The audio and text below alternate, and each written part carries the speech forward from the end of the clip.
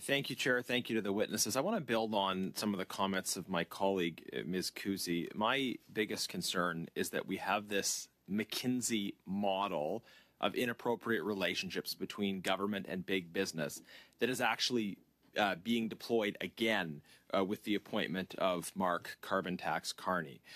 In general, I would say that a free market economy requires a sharp distinction between government and business, especially big business. Public entities have to be able to make neutral and fair decisions based on the common good and without personal favoritism.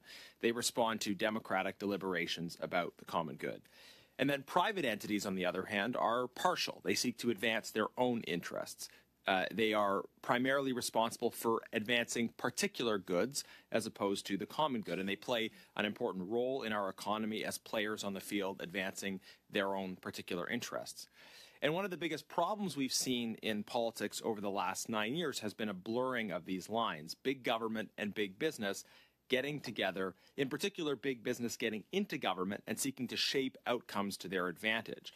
And the call for good people to engage in public service is used as an excuse for allowing some very elite personalities to keep a foot in both worlds. It's fine for someone to come from the business world into politics, provided that they're prepared to sever ties and not be bridging these two worlds in a way that creates serious conflict of interest problems.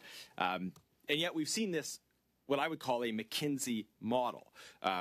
Dominic Barton was chairing the Finance Minister's Advisory Council on Economic Growth. Andrew Pickersgill at McKinsey was supporting Dominic Barton's efforts by supplying analysts to the government. At the same time, Mr. Pickersgill was involved in selling to the government.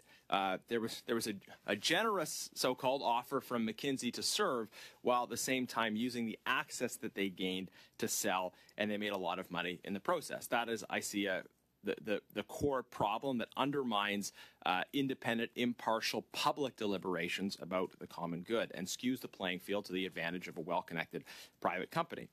So today we're seeing the deployment of the McKinsey model again in the case of Mark Carney, being appointed a economic advisor to the Liberal Party, which is, of course, in government for the time being.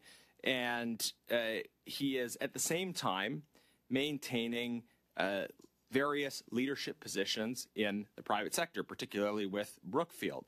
And it's come out that Mark Carney, the sitting chair of Brookfield, at the same time as he's advising the governing party, at the same time as Brookfield is applying to Ottawa for the creation of this massive multi-billion-dollar asset fund that would be extremely advantageous to Brookfield, the company that he is in charge of. So, I look at what's happening here from the Dominic Barton corporatist fusing together of government and big business, and then I see the same thing happening again with Mark Carney, and it just brings home the point: have in 9 years have these people learned nothing?